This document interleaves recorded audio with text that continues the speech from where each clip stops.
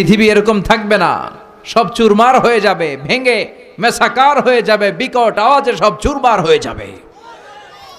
বিশ্বনবী মক্কায় প্রচার করতে লাগলেন, আল কারিআতু মাল কারিআতু ওয়া মা আদরাকা মাল কারিআ। বিকট একটা গগন বিদারী চিৎকার হবে, ওই চিৎকারে সব ভেঙে চুরে খান খান হয়ে যাবে, ঠিক কি না? আবার বিশ্বনবী প্রচার করতে লাগলেন, ইযা জুলজিলাল আরদু জিলজালাহা ওয়া আখরাজাতিল আরদু আসকালাহা। গোটা বিশ্বটা কেঁপে উঠবে, এক প্রকম্পনে পৃথিবীর সব টাওয়ার আর বিল্ডিং গুলো ভেঙে খান খান হয়ে যাবে। আবার মক্কায় প্রচার করতে লাগলেন, ইযা রুজ্জাতিল আরদু রাজ্জাও ওয়া বুসাতিল জিবালু বাসসা। জমিন ভেঙে খান খান হয়ে যাবে, পুরো পৃথিবীটা কেঁপে উঠবে, পাহাড়গুলো তুলার মতো ধ্বনিত হয়ে উঠতে থাকবে, ঠিক কি না? আবার বিশ্বনবী মক্কার লোকদেরকে বোঝাতে শুরু করলেন, ইযা ওয়াকাআতিল ওয়াকিআতু লাইসা লি ওয়াকাআতিহা কাযিবা। সুবহানাল্লাহ পড়েন। আবার বিষ্ণুই বলতে আরম্ভ করলেন, আল হাক্কাতু মাল হাক্কা। পড়েন আল্লাহু আকবার।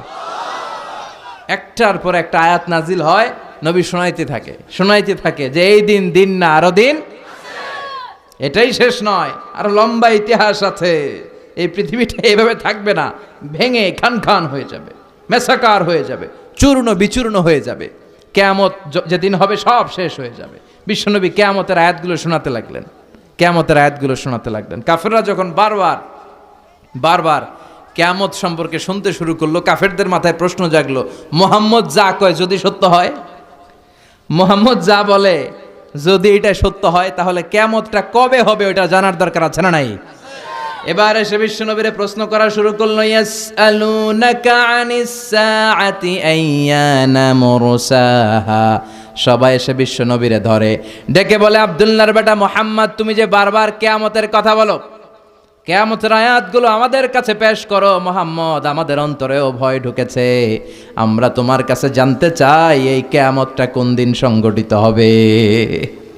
ইয়াসআলুনাকা আনিস সাআতি আইয়ানা মুরসাহা, কবে হবে?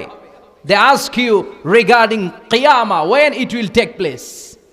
তারা জিজ্ঞেস করে, নবী কিয়ামত কবে হবে? আল্লাহ বললেন, ফিমা আনতা মিন যিকরাহা। ও নবী, এটা আপনি কইবেন কেমনে?